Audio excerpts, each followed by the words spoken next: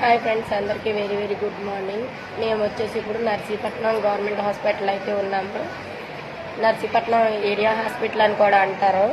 మేము మా ఆరోగ్య పరిస్థితి బాగుంటే మేము హాస్పిటల్ అడ్మిట్ అయితే ఇక్కడ క్లీన్ చేసే వాళ్ళు ఉంటారు కదండి, అదే మా పెట్టి వాళ్ళు క్లీన్ చేసే వాళ్ళు ఉంటారు కదా, వాళ్ళు వచ్చి పేషెంట్లు అయితే చాలా ఇబ్బంది పడుతున్నారు.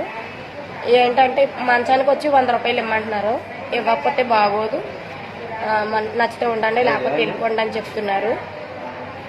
మంచానికి 100 రూపాయలు చొప్పున ఇమ్మంటున్నారు. ఇక్కడ ఒకసారి చూపిస్తాను చూడండి ఎన్ని బెడ్లు ఉన్నాయో. ఇటు మొత్తం బెడ్లు ఉన్నాయి. ఇందులో మ్యాక్సిమం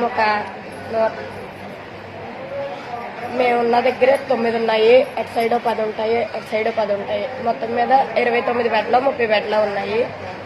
వీళ్ళు మంచానికి 100 రూపాయలు చెప్పిన వసూలు చేస్తానంటున్నారు. మా దగ్గర డబ్బులు ఉంటే మేము ఏరియా హాస్పిటల్కి ఎందుకు వస్తాము? డబ్బులు లేకే కదా మేము ఏరియా హాస్పిటల్కి వచ్చేది. గవర్నమెంట్ హాస్పిటల్లో అంతా ఫ్రీ అంటున్నారు. ఇక్కడికి వచ్చిన తర్వాత వాళ్ళు యూరిన్ బ్యాగ్ అయితే 100 తీసుకుంటున్నారు. ఏమైనా ఆపరేషన్ ఏమైనా పడ్డది సర్జరీ అన్నారంటే దానికి కూడా ప్రతి దానికి మ్యాక్సిమం ఏకంగా రౌండ్ ఫిగర్ 100 రూపాయలు అడుగుతున్నారు. తక్కువేమి ఇవ్వట్లేదు. స్ట్రెచ్చర్ మీద ఒంట్లో బాగాలేదని కిందకి ఎక్స్రే కానీ ఈసీజీ కానీ ఏమైనా చేయించుకోవాలని వెళ్తే స్ట్రెచ్చర్ మీద తీసుకెళ్తే 100.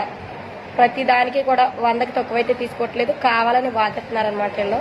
దీని గురించి బయట మనకి ఉన్న ఏరియా హాస్పిటల్లో కూడా ఇంతేనా లేకపోతే ఇక్కడ ఇలా వాదిస్తున్నారు ఇలా అన్నది అయితే జనాన్ని కొంచెం కనుక్కొని ఇది కంట్రోల్ అయితే చేయండి. ప్రతి ఒక్కళ్ళు కూడా చాలా ఇబ్బంది పడుతున్నారు. 1 రూపాయి అంటే దేని దానికి ఉపయోగపడుతుంది. 100 రూపాయలు ఉన్నాయంటే బయట ఏ ఫ్రూట్స్ లేకపోతే ఏ భోజనం వస్తుందని ఆశపడతారు కదా. 5 రూపాయలు అన్నా క్యాంటీన్కి వెళ్ళి తిని రావడానికి ఇబ్బంది పడుతున్న రోజుల్లోని ఇప్పుడు వీళ్ళు కావాలని వచ్చి మనిషికి 100 రూపాయలు చొప్పున ఇచ్చేయమంటే ఎక్కడ ఇచ్చేయగలరు చెప్పండి? మేము అలాగని అడిగామనేసి మళ్ళీ తిరగబడుతున్నారు వీళ్ళే.